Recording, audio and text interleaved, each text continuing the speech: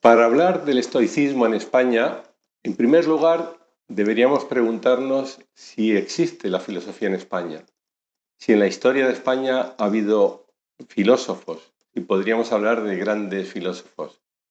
Y el primero que nos viene a la memoria, primero que todo mencionaríamos, quizás podría ser Ortega y Gasset. Pero si pensamos, quizás no se nos ocurra, no recordemos a ninguno más. Y si recordamos a alguno más, tampoco lo asociamos como filósofos españoles. Es el caso que nos ocupa hoy, hablaremos sobre todo de Séneca, pero también podríamos mencionar a Averroes, a Maimónides o a Spinoza, que seguramente muchos de nosotros no asociaríamos con la nacionalidad, si es que se puede hablar en aquella época de nacionalidad española. Y sin embargo, otros que sí que han sido filósofos reconocidos, casi nadie los conoce, como podría ser el caso de Luis Vives, de Jaime Balmes, de Baltasar Gracián o incluso de Francisco Suárez. Sobre este tema escribe María Zambrano, que es a quien más vamos a seguir durante esta charla sobre el estoicismo en España. Dice María Zambrano que habiendo habido filósofos, no ha existido la filosofía en España. No hemos tenido una filosofía ordenada, una escuela de filosofía como en Alemania. Y eso no significa que no tengamos nada que comunicar o que no tengamos pensamientos que ofrecer, sino simplemente que no hemos construido escuelas filosóficas, porque nuestros sentimientos, nuestros pensares se han transmitido de otra manera a través de individuos más que de escuelas. Dice Zambrano que al no tener un pensamiento filosófico sistemático, sin embargo, el pensamiento español sí que se puede observar en la pintura, en la literatura y sobre todo en la poesía. Existe una filosofía o incluso una metafísica genuinamente española en las obras, sobre todo del Siglo de Oro, o en libros como Las aventuras, las andanzas de Don Quijote de la Mancha, o las novelas de Benito Pérez Galdós o las poesías de Antonio Machado. Ahí sí que podríamos hablar de verdadera filosofía española, aunque muchas veces la denominamos literatura.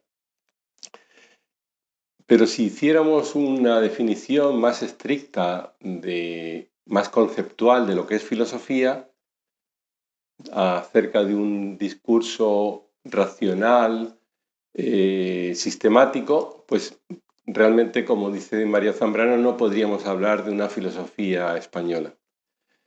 Miguel de Unamuno, también decía algo similar a María Zambrano. Sus palabras eran: abrigo cada vez más la convicción de que la filosofía española está líquida y difusa en nuestra vida, en nuestra acción, en nuestra mística y no en sistemas filosóficos ninguno. En definitiva, España no ha tenido como base un conocimiento racional. No podemos hablar de que hemos seguido un sistema filosófico, porque los sentires o los pensares del pueblo español se reflejan mejor en las coplas, en los refranes incluso. Y hay dichos populares muy curiosos, como podría ser matar el tiempo, o quedarse viendo visiones, o armarse de paciencia, que de alguna manera definen mejor el carácter español. Y voy a detenerme solamente un momento en estos tres refranes que he dicho. Acerca de matar el tiempo, que es un dicho muy curioso, es como dar un significado, una personalidad al tiempo, darle como una vida.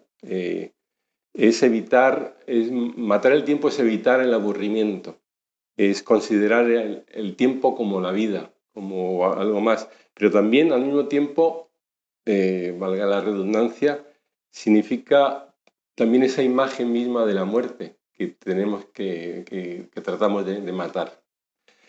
Acerca de armarse de paciencia, es otra expresión muy curiosa, que significa prepararse con paciencia o disponerse a emprender una batalla contra el desasosiego, del cual hablaremos hoy mucho como una de las bases de la doctrina estoica. Esa lucha contra el desasosiego y contra la alteración de nuestra alma y tener un carácter estable. Y por último, he mencionado antes también el quedarse viendo visiones, que es otra aparente contradicción, que significa pues maravillarse o quedarse pasmado.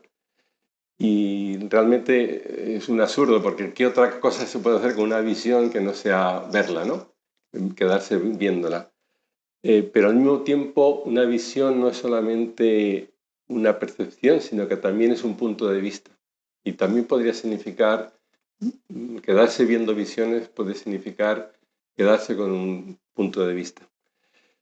Como estábamos diciendo, el personaje simbólico y representante de la vida y del sentir español podría ser Don Quijote de la Mancha, que no es un personaje de carne y hueso, sino que es una ilusión, personaje de fantasía, que es un héroe que nos ha dejado una estética, un método, una lógica, una epistemología práctica que consiste en conocer para actuar.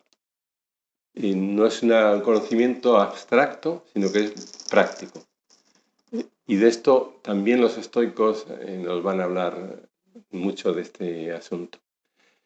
Pero aparte de Don Quijote, si pudiéramos mencionar en la historia del pensamiento español a un sabio, a alguien renombrado, pues entonces a nuestra memoria seguramente vendría como la encarnación del sabio por excelencia, personaje de Séneca. Y este personaje de Séneca nos da un estilo de vida silencioso, pensativo, de esto de quedarse en la puerta, sentados en la puerta, viendo pasar el tiempo, viendo pasar la vida, o de caminar a solas con los pensamientos. Y es que España no es un país de eruditos o de especialistas, y sin embargo es uno de los más cultos de Europa, porque hay algunos rasgos que podríamos decir acerca de ese carácter español. En primer lugar, y es algo muy estoico, esa fatalidad o esa aceptación del fracaso, cuyo ejemplo más evidente ya lo hemos mencionado, Don Quijote, que aun siendo vencido al final vence, pero que se muestra en la historia, pues yo qué sé, desde el fracaso de la Armada Invencible a las derrotas de la selección española de fútbol, pasando naturalmente por la pérdida de Cuba, de Filipinas. Otro carácter muy español es la importancia de la vida en sociedad y de la familia. Y no es un tópico, pero es algo muy importante porque para el español, vivir en familia es convivir. Y convivir es algo más que vivir, es vivir con los demás, es no vivir aislado. Aparte, otro rasgo español es este que ya mencionaba María Zambrano acerca del conocimiento poético, que es un saber unificado y que incluye tanto lo racional como lo irracional, frente a la mera abstracción, la pura abstracción que es típica del pensamiento europeo. Y por último, por mencionar otro carácter más dentro de esta charla que estamos hablando sobre estoicos, pues podríamos hablar de una conducta estoica ante los infortunios, una conducta muy típica española. Porque en España cuando se dice de alguien que es filósofo, o cuando se dice simplemente que hay que tomarse las cosas con filosofía, todos entendemos que realmente lo que queremos decir es que hay que soportar serenamente algo que es muy difícil de aceptar. Porque para el pueblo español, para los españoles, la filosofía tiene mucho que ver con aceptar aceptar los reveses de la vida, los tropiezos de la vida. No tiene que ver con el conocimiento abstracto, no tiene que ver con el conocimiento racional o la metafísica, sino con la aceptación de las leyes de la naturaleza, de las leyes naturales, que luego vamos a ver que es otro de los rasgos estoicos. El filósofo en España es más una manera de vivir, no una manera de conocer. Y cuanto más desfavorables son las circunstancias de nuestra vida, más debemos comportarnos como filósofos. Para María Zambrano, España es un país de estoicos. Ella piensa que se puede detectar el carácter estoico del español en la serenidad, la entereza y la naturalidad con la que atravesamos los trances más amargos. Además, es un indicio del estoicismo la manera en que popularmente entendemos a la figura del filósofo del estoico. Es esa búsqueda de la armonía para los cuales los españoles han inventado otro nuevo refrán que decimos con la expresión de dar una de cal y otra de arena. Es buscar ese término medio, esa serenidad de la que hablaba Séneca. Dice María Zambrano que la filosofía estoica, más allá de proclamar desamparo, busca un consuelo. Es un consuelo y un alivio de la enfermedad, de la muerte, de un ser querido, de la pérdida de la fortuna, del destierro, de la ausencia. Y entonces nos podríamos preguntar, pero cuando una filosofía se ocupa de estos términos, de estos aspectos, ¿es realmente una filosofía? ¿No está ocupando el lugar de algo filosófico? ¿No es algo más cercano a la religión? Y dice Zambrano que realmente el estoicismo no es ni una cosa ni la otra, pero participa de la naturaleza de ambas. El estoicismo no es una religión porque nos llega más allá de la confianza y del esperar. Y aquí podríamos mencionar otro dicho español, que es el que espera desespera, que alude a ese sufrimiento que padece aquel que espera porque está dentro de una incertidumbre de conseguir lo que desea o no. Pero el estoicismo tampoco es una filosofía, si entendemos por filosofía ese saber universal del que hablaba Aristóteles. Entonces, al final podríamos decir que es como una filosofía que funciona como religión o que es una religión con contenido filosófico. Y es que el estoicismo se manifiesta y surge de forma más evidente en los momentos de crisis, porque el conocimiento que buscan los filósofos estoicos no es un mero ejercicio de la mente, no es una ocupación más, sino que es la razón primera y última de vivir. La serenidad es para el estoico la virtud esencial del saber humano, del ser humano. Y aunque aparentemente el estoicismo nos recomienda, o pudiéramos pensar que nos recomienda conformarnos con aquello que no nos guste, no es así en realidad. Porque lo que propone no es que no podamos controlar lo que ocurra fuera de nosotros, sino que la característica esencial del estoicismo es que todo ocurre, todo lo que sucede es de acuerdo a una profunda necesidad y una inevitable finalidad de la naturaleza. Pero para hablar de estoicismo en España, primero vamos a detenernos un momento hablando de Séneca. Séneca, nacido como Lucio Anneo Séneca, nació en Córdoba en el año 4 a.C. y murió en Roma en el año 65. Y fue hijo de un procurador imperial que había venido a Hispania durante una de las guerras civiles que hubo en Roma, y allí se casó con una dama de familia noble y tuvo varios hijos, uno de ellos es Lucio Anneo Séneca, que fue discípulo posteriormente de de un pitagórico y de un estoico. Y de ahí, ¿no?, él tomó las enseñanzas estoicas que le condujeron a Roma.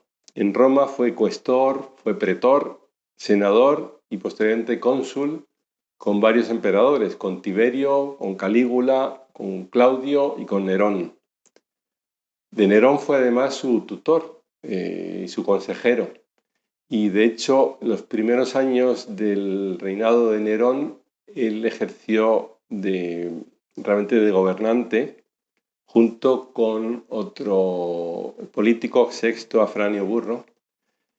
Y quizás esto le condujo o le granjeó muchos enemigos y tuvo que retirarse de la vida política y al final fue acusado de participar en una conjura contra Nerón que lo condenó a muerte y él murió efectivamente suicidándose. Para hablar de la filosofía de Séneca podríamos mencionar, pues yo he seleccionado una serie de términos clave, de palabras clave, sobre las que voy a desarrollar mi exposición. Estas palabras serían filosofía como terapia, la razón, filosofía práctica, la naturaleza, la tranquilidad, la virtud, el tiempo y la muerte. Como hemos dicho anteriormente, para los estoicos y para Séneca, la filosofía es una terapia y un consuelo para los momentos más difíciles de la vida.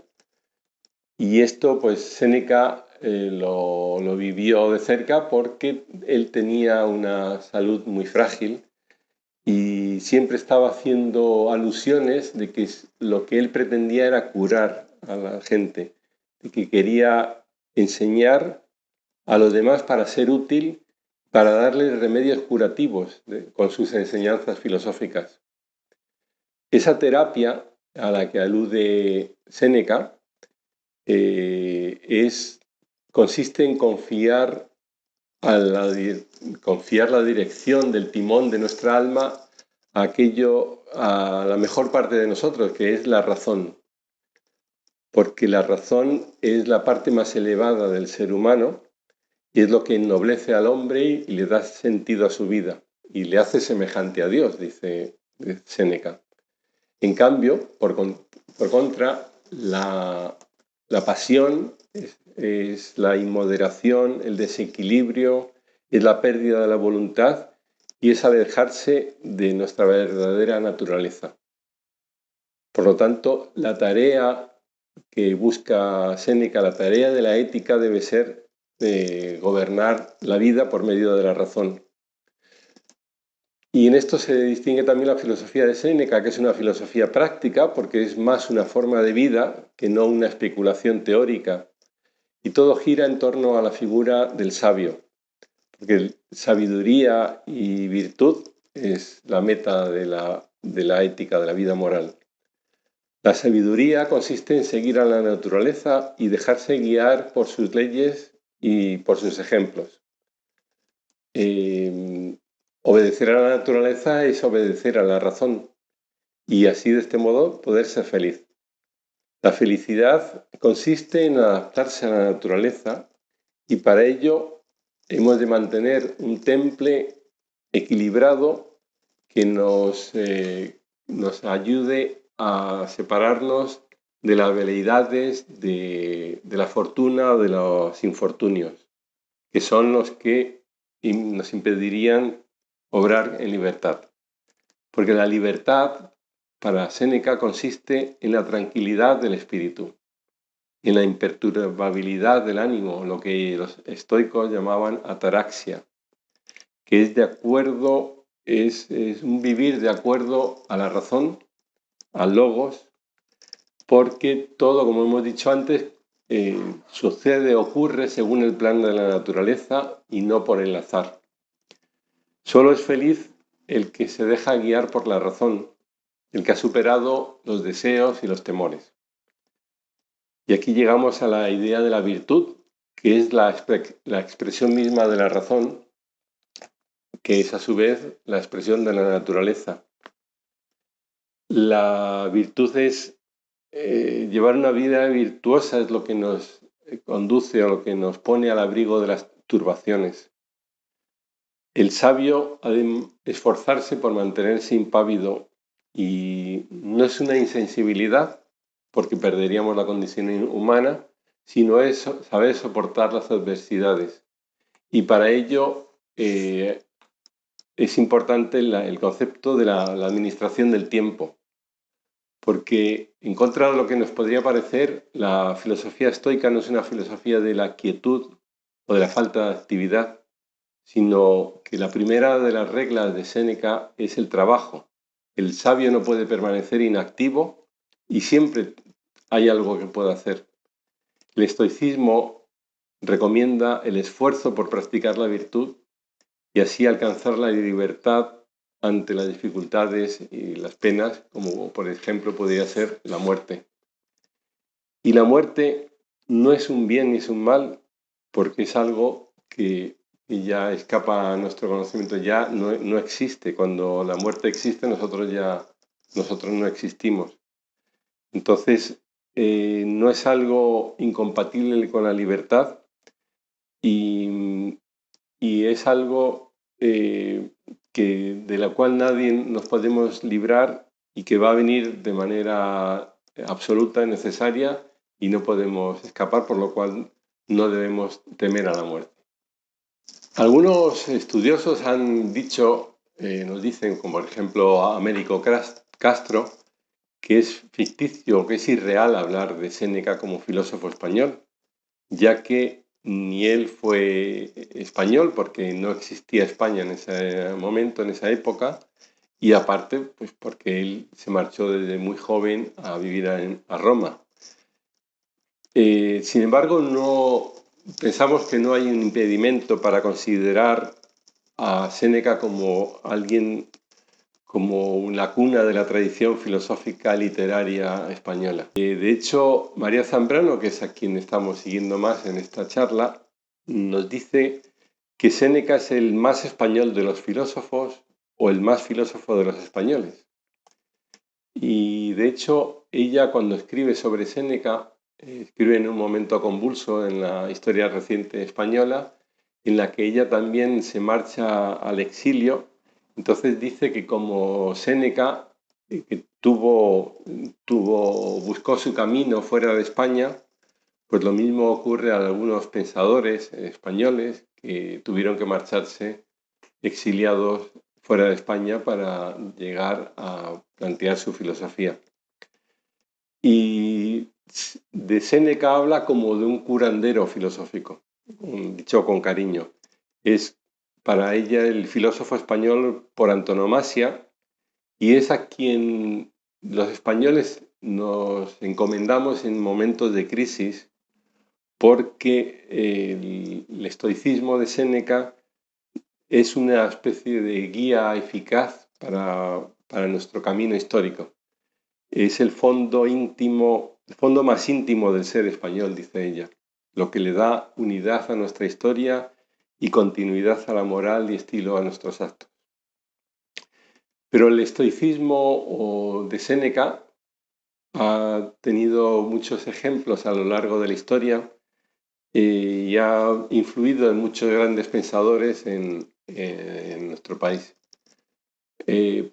Al principio, en los comienzos de la Edad Media, pues se perdieron casi todas sus obras y de hecho no llegaron las traducciones a España hasta muy posteriormente. Solamente algunos personajes cultos lo mencionan y como el primero es San Agustín, que lo cita a menudo, pues San Isidoro de Sevilla, que también había sido discípulo de un estoico, de Posidonio, pues tiene un carácter estoico en esa recopilación de las disciplinas liberales de las que hablaba Séneca. Alfonso X el Sabio también menciona a Séneca como el más grande filósofo español. Y como decíamos en el Renacimiento, tampoco tardó en llegar las traducciones a España. Uno de los primeros que tradujo en España fue Fray Luis de León. Y en el Renacimiento Séneca fue admirado y venerado como un oráculo de edificación moral, un maestro de estilo y un modelo de vida. Y la influencia de Séneca fue muy grande en el humanismo sobre todo en Italia o en Centro Europa, por aquello de la afirmación de Séneca de la igualdad de todos los hombres y de la propugnaba una vida sobria y moderada como una forma de hallar la felicidad. También por su desprecio por las supersticiones, su posición, su pensamiento antropocentrista, y esto tuvo una gran influencia, como he dicho antes, en el Renacimiento. Pero en España el Renacimiento se caracteriza sobre todo, y el siglo de oro posterior se caracteriza sobre todo por nuestro pensamiento literario y poético.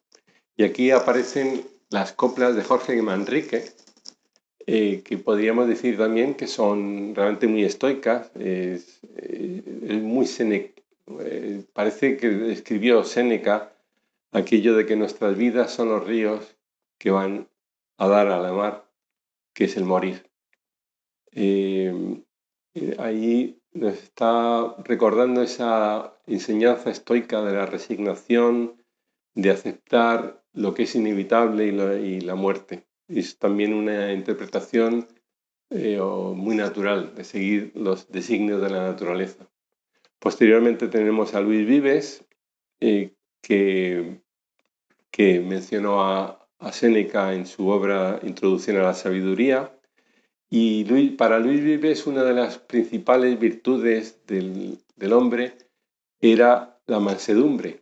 No en el sentido que a lo mejor entendemos ahora, actualmente la asociamos quizás con un animal plácido, sino en el sentido de tener un carácter suave y dócil y calmado.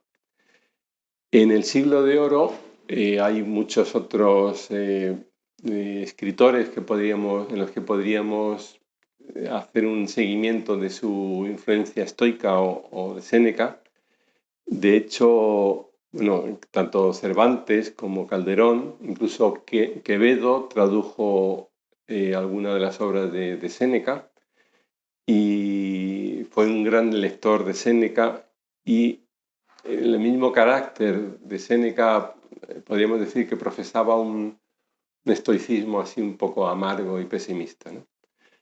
También Ignacio de Loyola habla de esa aniquilación del yo que mencionamos antes de Séneca, y sobre todo Baltasar Gracián, que fue un gran filósofo muy conocido, muy reconocido fuera de España, y de hecho está casi de moda actualmente, y también muestra un carácter estoico que nos recomienda una vida regida por la virtud. Posteriormente, ya llegando al siglo XIX, podríamos hablar de Larra,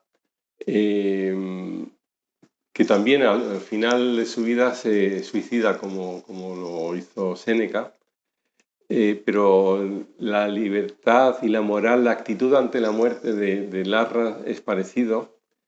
Podríamos mencionar a Ángel Ganivet, que cuando escribe en su Idearium, dice: cuando yo, siéndole estudiante, leí las obras de Séneca, me quedé aturdido y asombrado, como quien, perdida la vista y el oído, los recobra repentina e inesperadamente.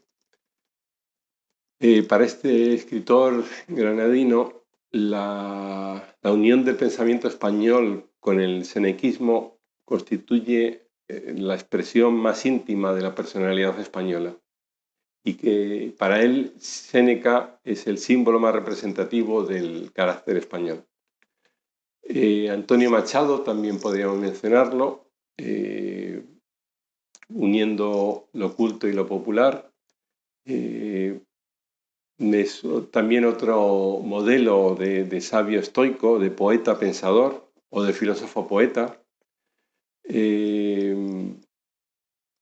Podríamos mencionar a Camilo José Cela, que escribió que Séneca fue en su día el freno del mundo, O Julián Marías, que cuando se cumplió en 1996 el segundo milenio de su muerte, dijo que vale la pena resucitar a Séneca porque eso significa darle nueva vida, la nuestra, con una mirada que recree su actitud, su esfuerzo, su temblor humano y mida la enorme distancia que nos separa de él.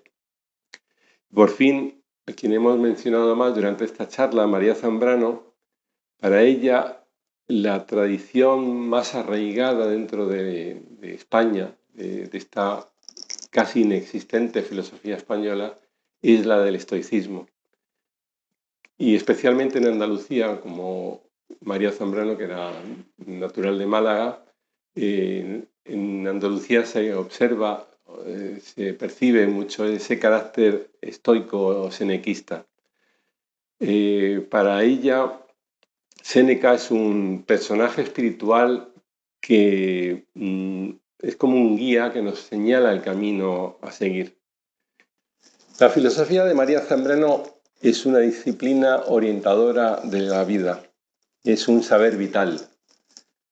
Es un saber vital basado en los maestros de María Zambrano, de Ortega y Gasset y Unamuno, porque la filosofía debe ser una práctica ética. Por eso a Zambrano siempre le gustaron aquellos filósofos, o seguía aquellos filósofos que nos acercaban a los problemas existenciales del ser humano, renunciando a un enrevesado lenguaje filosófico para acercarse más al lector que no está familiarizado con la jerga filosófica. Para terminar esta breve exposición, me gustaría volver a la pregunta inicial. ¿Existen escuelas de filosofía en España? Como dije al principio, a lo largo de la historia al parecer no ha habido en nuestro país un interés por el estudio sistemático y abstracto de la filosofía, pero sin embargo sí que hay un interés práctico y vital por la filosofía, no como un estudio teórico, sino como una vivencia práctica. Precisamente, desde donde estamos hablando hoy, en Nueva Acrópolis, tenemos ese afán por la búsqueda de la sabiduría, no para ser más eruditos, sino para conocernos a nosotros mismos y así entender los misterios de la naturaleza y del universo. Muchas gracias por su atención.